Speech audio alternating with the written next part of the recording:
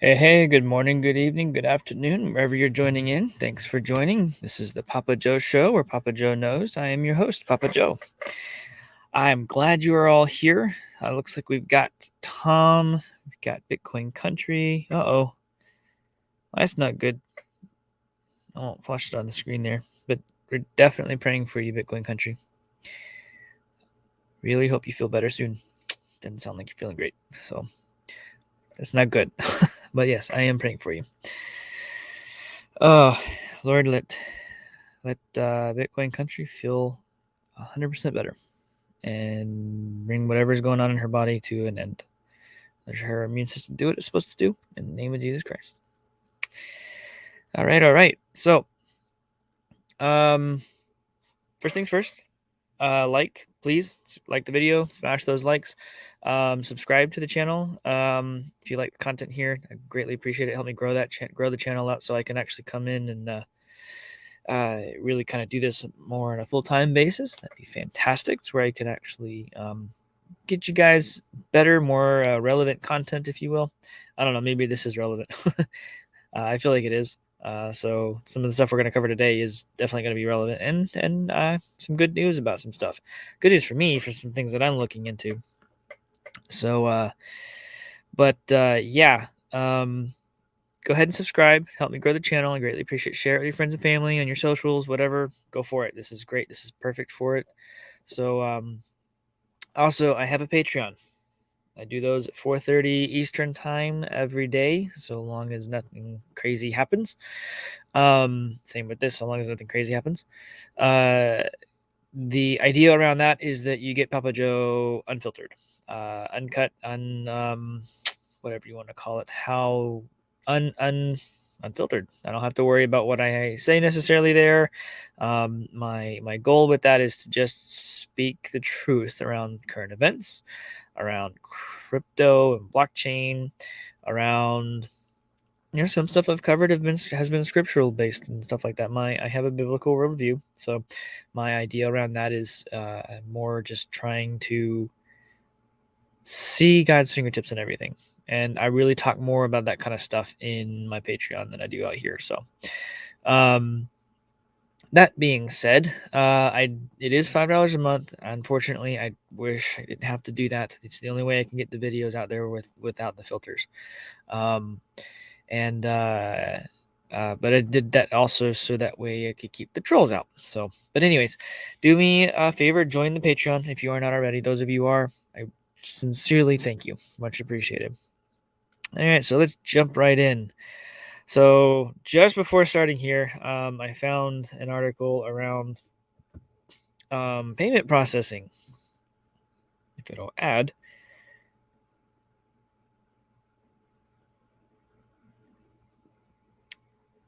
Well, yes, Joanna, that is right. $5 is cool and it fits everyone's budget. You are awesome. Thank you. It's not adding. Oh, hey, there, randomly decided to go. Anyways, U.S. Verifone merchants, so people who use the Verifone payment processing credit card machines or have Verifone as their sleds or whatever, they are now going to be enabling Bitcoin payments inside their systems. Do you know how many companies use Verifone? A lot. Like Walmart, like you've got Costco's, you've got most gas stations, you've got most retail stores, although some of the smaller retail stores have flipped over to something that's more like Clover or a Square or something like that, like a coffee shop or something. But Verifone is a company that has a significant foothold in the retail space of the United States, really around the world too. They process, you know what?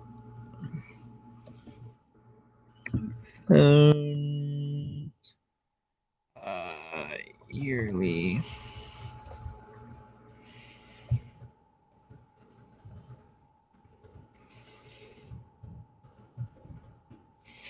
Let's see what it says here. Flip over here. I may not even be able to find it, but the annual reports how many transactions they actually process, maybe. Oh, this is even old too. They process millions and millions and millions. Basically, I was going to show you the actual numbers, but they process millions and millions and millions of transactions per day across the country, but across the globe too. Think about, like, you go to the airport, like if you're going to upgrade your flight, or if you're gonna buy food, uh, it's the same thing. Like, I think Chick-fil-A even uses Verifone. I mean, Verifone is everywhere. They are quite literally everywhere, and now they're going to be setting it up so that way, um, anyone who wants to can now process Bitcoin payments. They're not sure. Let's see. They're not gonna. Let's see. They're gonna partner with BitPay, it looks like, to do this. BitPay.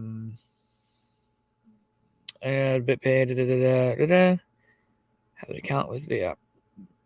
Okay, so no, it's not really. They're not parting. So basically, it is going to accept Bitcoin without having an account with BitPay. Oh wow. Okay, so never mind. They're not. They're going to literally let you process straight out without having like a BitPay backend on it. They're going to like let you just process straight out. So my mistake. They're not partnering with them. Anyways, I didn't get to finish this entire article, but I will go ahead and tell you that Verifone is a big deal. The fact that they're going to allow processing of Bitcoin transactions. The next stuff they're going to allow is going to be the altcoins. It's unclear that they're going to, the article does talk about whether they're going to enable the Lightning Network or not. It would be stupid, in my opinion, for them not to. Just for Bitcoin speed alone, for their transaction speed alone, would be very, very smart and wise on their end.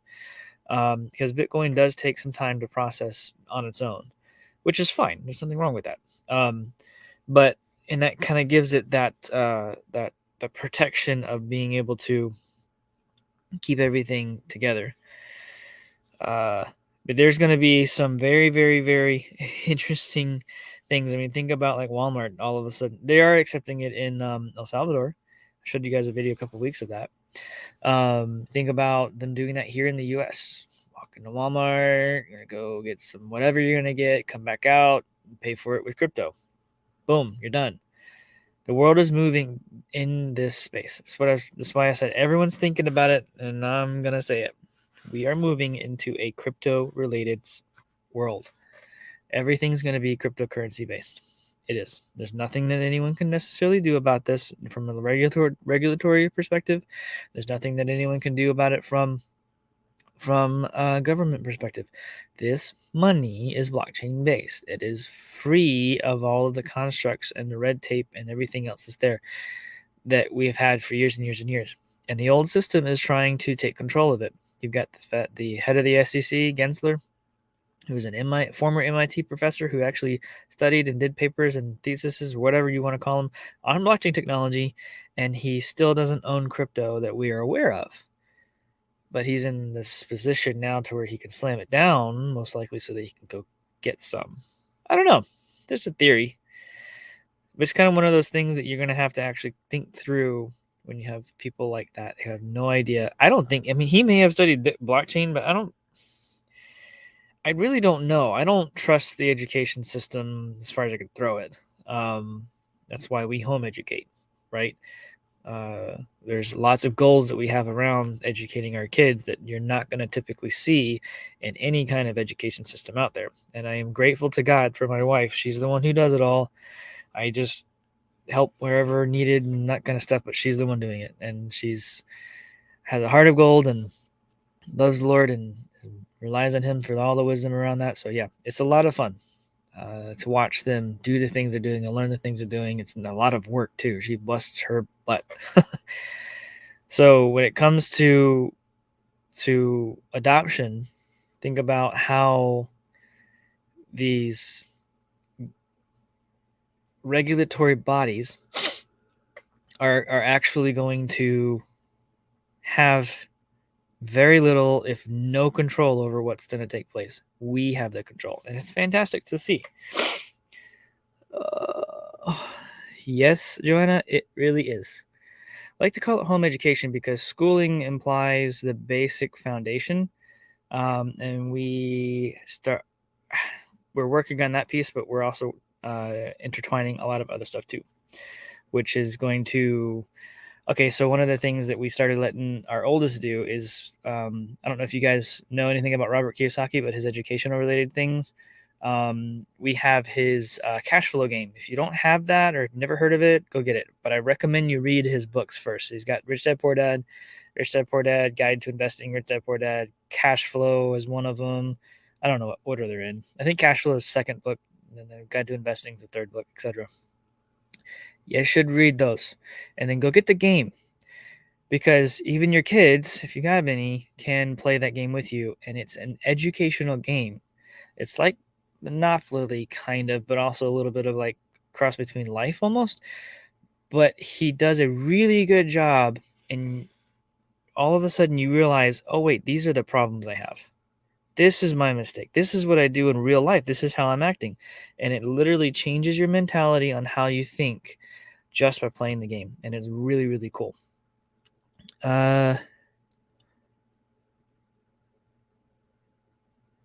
No, I have not heard of the Ron Paul. Oh, yes, I have heard of the Ron Paul Academy. Yes, we looked into that. And I don't know if we are going to use any resources from there or not. Maybe in the future, but not right now. And no worries if you can't chat, Bell. Appreciate you being here, Manny. Thanks. Cash flow for kids and cash flow. Yes, they have a kids version too. We let him play with us when we play the adults version, and he gets it. He does a great job with it. He's only 9. They're really, really cool. Really, really cool. Very, very smart kid. And our other younger ones, when they get into it, then we'll add them to being able to do it. But it is a great way for your kids to understand how money works in the real world, not just go to school, go get the job, get the debt, pay the debt off, buy the house and debt, pay the debt off, blah blah blah. Be in that rat race basically. Anyways, I digress. I have gone way too there, but you need to understand that these same people who are behind the education system are the ones who are now in the seats of influence, we'll call it that, when it comes to the regulatory bodies and the government bodies of the country. And they're in the banking pockets. They're in the pockets of the banksters. You got to understand. That is not okay. When you've got a regulator like Gensler, who's receiving, albeit a small paycheck per year from like Goldman Sachs, like he does, it's still unethical to do so. I mean, why are we listening to this guy? He talks about blockchain at MIT and then slams Bitcoin. Why are we listening to this guy? He's talking out of both sides of his mouth. But anyways, this is really good news. The U.S. Verifone merchants to accept Bitcoin as payments, that's huge. That's actually very, very big. And honestly, it would be easy for those of you who are a part of Bitcoin Bin's founders group. Here's a good way to start working with other businesses to accept cryptocurrency once the features become live. Something to kind of think about. Be careful. Thanks, Josie. Appreciate you being here. Oh, careful on that driving. No, but yeah, payments are going to be great. But anyways, I digress. Moving on here. So as all of the turmoil in the markets that we've seen recently, most of the major moves are coming from Bitcoin whales, which is intriguing because some of the smaller ones appear to be selling. Now, I don't understand why they'd be selling unless there are other needs behind the scenes that they need, or it's tied to maybe Evergrande. Maybe not. I don't know. We'll see. But the big ones, the big whales, they're accumulating. So your Grayscales, your MicroStrategies. Actually showed you guys, I think, in my Patreon yesterday that the third largest holding, it was old data too at the time. It was China. China actually holds a lot of Bitcoin. Now, I don't know if you guys have ever watched the show Mr. Robot. I watched it over the years, and I picked it up again the other night, and there's a lot of correlations to things taking place right now. It's very weird. Bitcoin, the new e-coin that they had, all the different things that were taking place around those things, China being involved in different ways. It's not a clean show by any means. I don't necessarily recommend it, but from a standpoint of learning that they're literally putting this in front of your eyes and saying, okay, this is what we're doing or what's happening. It's very intriguing. It's very intriguing. The connections and the correlations and things like that is very, very odd to me. And that's the way, who is it that said that symbolism will be their downfall? Got to make sure that they put it out in front of you so that you know it's coming, kind of thing. It's intriguing to say the least. But anyways, major volumes, you're talking like 10 million plus are moving around in the crypto space. Where they're going, I don't know. But it makes you kind of wonder if they're trying to test the different limits of the ups and downs here, or if they're actually trying to go through and force the price up. But the smaller ones are selling. I mean, then the big ones are basically everything's consolidating. Everything's consolidating. So in my mind, this is a good thing, right? The whales are active. That's a good thing to me. That means that we're going to end up having major movements if you got that kind of movement taking place. Hey, good morning, open-minded Bitcoin. We are doing well. Well, actually, Bitcoin country's not. Be praying for her. Tom, you're not wrong, sir. You're not wrong. The symbolism will be their downfall. But anyways, this to me shows that there is an actual major movement. When the whales start moving around, something's going to happen. I highly doubt that we'll see things drop. I think they are probably either consolidating or they're putting it into custodianships. Because if you think about like Grayscale is technically a custodianship. Think about other custodians like Viva Capital, where you can actually hold it in there and you hold it yourself, or like MicroStrategies, they're out there doing this for their customers. You need to understand that that may be what they're doing. As the price rises, these people aren't going to want to hold on to it themselves. They're not going to want to hold, $500 million in Bitcoin in a wallet sitting on a USB or something in a safe somewhere themselves. They're going to want it somewhere that it's insured. If something happens to it, they're going to want it somewhere that they can move it and keep it liquid and safe at the same time. And that's going to be a true custodian. And like I've said before, some of my favorite custodian is Viva Capital. They really know their stuff. They've got a lot of different products. They have a lot of different portfolios that you can enjoy and be part of, and they do a really good job with what they're doing behind it. They have some of the technology behind their security and everything is some of the best that is out there. So definitely worth taking a look at for sure. But I'm going to shift gears a little bit here. So we have the whales moving, we have Verifone adoption taking place, as I mentioned before. Now we go back to Chinese-based companies banning crypto miner cells. So Alibaba is a big place to get any kind of electronic equipment at bulk. Okay. Now they're literally blocking the sales of most likely graphics cards and probably ASIC chips in quantity. Okay. When I say quantity, you want to go buy 50,000 miners or 50,000 graphics cards. You get them at a significant or 10,000. We'll call it 10,000. You get a significant discount per unit, but you have to have a major upfront cost to it. And they'll slap them together and send them to you. But not anymore, it looks like. This comes to they'll be facing sorry, I have eczema. So that sometimes it really bothering me today. They'll be having significant penalties around their if they decide to do anything crypto related. I said it the other day. It makes no sense. Actually, it makes perfect sense. China's about to release a CBDC or some kind of Chinese yuan or something like that. And they're trying to block everyone from touching Bitcoin in China. First of all, that's not going to work. They don't understand Bitcoin. Second of all, they hold a more than 100,000 last looked Bitcoin. the Chinese government does. They actually hold more Bitcoin than the US government does officially. Nobody actually knows because sometimes those wallets, those whale wallets, they might be governments moving things around too. I did not think about that when I was talking about that a second ago. That may be governments moving stuff around. It may be. I don't know. No one knows because there's an anonymity around using Bitcoin, which is fantastic. Oh, we used to buy. Yeah, Bitcoin, Divvy Daddy, the GPU rigs for $3,000 and now $27,000.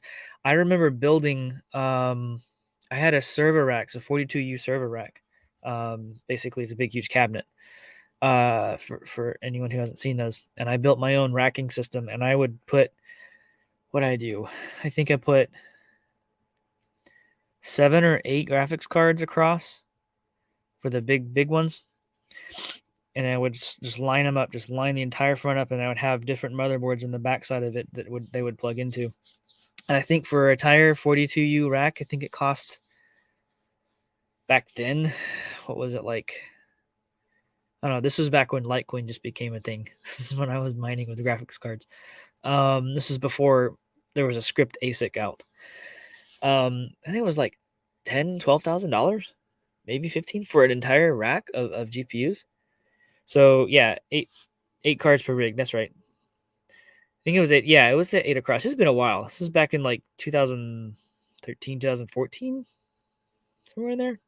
I don't remember now at this point. It's been a long time. But anyways, it didn't cost that much. Now you want 8 graphics cards and a single motherboard setup. It's going to be about 30 grand. I actually did a quote for a customer who wanted to. He's like, I want to get into mining. And when I did the quote, I was like, wow, this is different now. But anyways, open mind Bitcoin. What are your thoughts on quantum equipment? I need to go research that. I have no opinion because I don't know what that is, but we'll take a look at it for sure.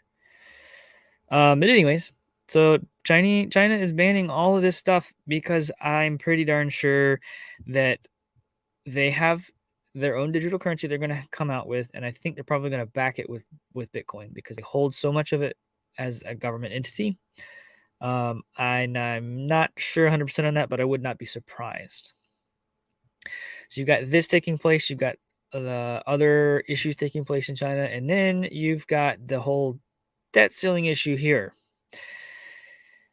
Good old current administration is trying to figure out how to raise the debt ceiling. Guys, they're out of money. They've printed so much money now that there is the bubble. It's about to pop. All right.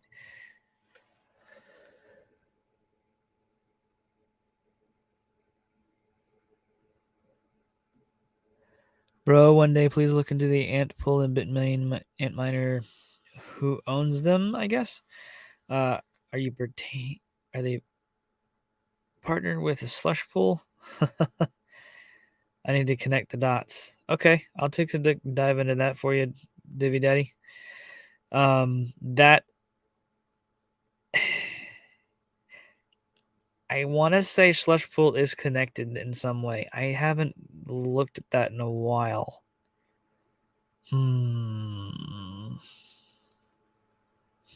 That's going to be interesting. I'm going to go dig into that now. Thanks for that, man. Anyways, so the government's out of money. They printed so much money. Who here's blown up a balloon so big that it blows up in your face? That's what they're doing. They're basically they're getting as much out of it as they possibly can before the entire system collapses. They're actually I think they're trying to force the collapse. Government shutdown. Shadow government bankrupt. Which one is it? The 2021, 2019, I guess.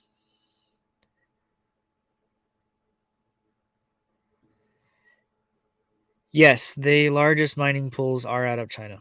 The other one just went down. I actually had it up yesterday in my show notes. Actually, I think my wife sent this to me earlier. Stand by, everyone. I'll pull it up here.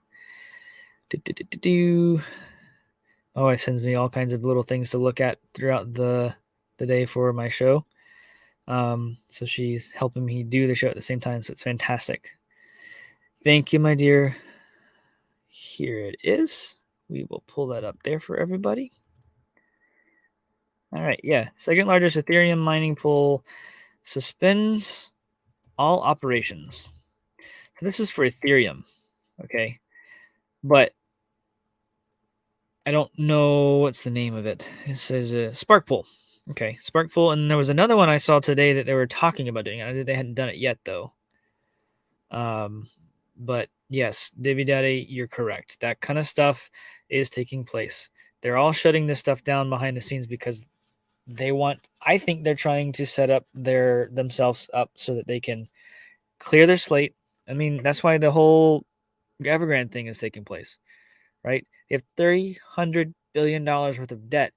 And I honestly think that, I mean, Divvy Daddy, you and I were talking about this offline past couple of days, or you, me, and Jeff actually, and then we've been talking about how they're probably going to pay back the Chinese debt and the Russian debt, everything else, but they're going to let the U.S. debt just hang in the balance.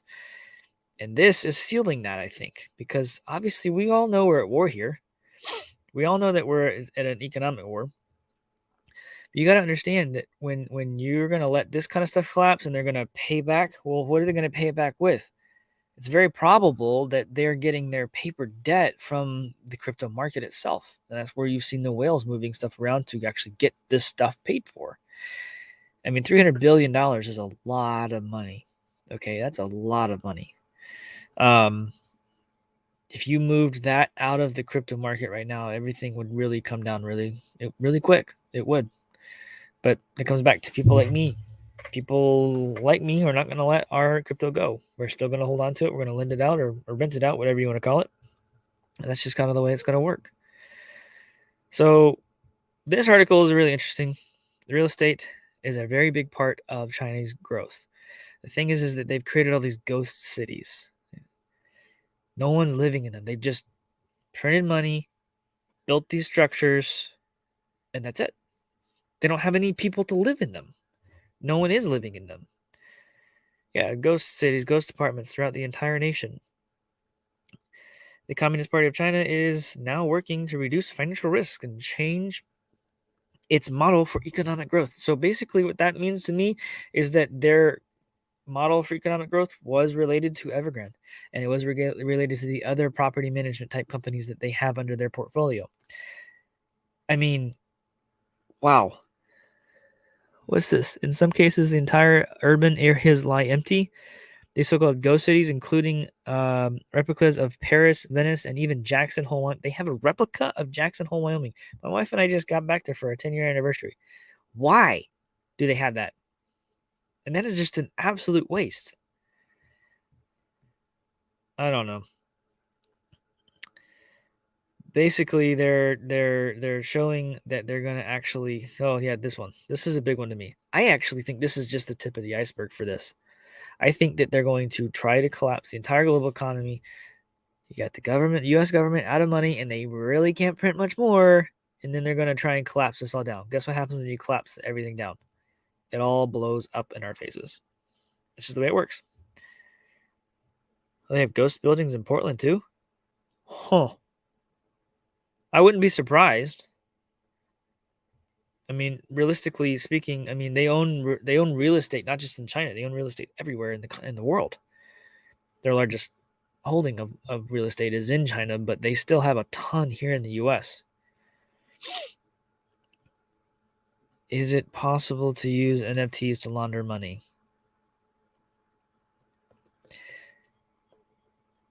If you're smart about it, probably, but it's still on an open ledger, so it'd be kind of hard to do that. If the badass account, if you are there in October at Bitcoin Ben's thing in a couple of weeks, let's chat about it. I would love to chat about that. That'd be kind of neat to figure that out. By the way, yes. So I go ahead and start talking to you guys about it now. Next week, I'm on vacation, so there will be no shows. I may do some small little clips here and there, but it's family time, so I'm going to take the time off for the show there. And if time allows, I'll do the shows, but I will most likely not be able to. We will be enjoying some time unplugging, going somewhere that forces an unplug.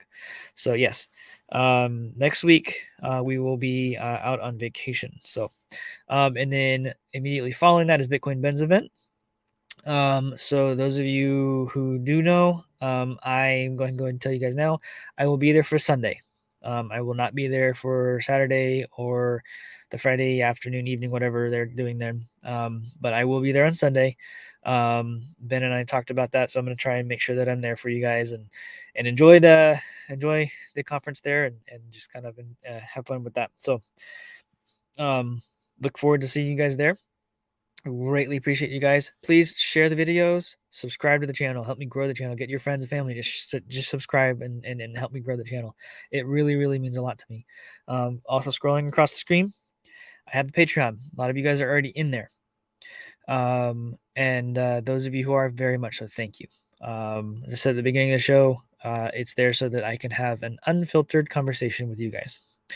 So anyways, I'm going to go ahead and cut it there. You guys have been fantastic, and I will see you guys at 4:30 this afternoon. Be blessed.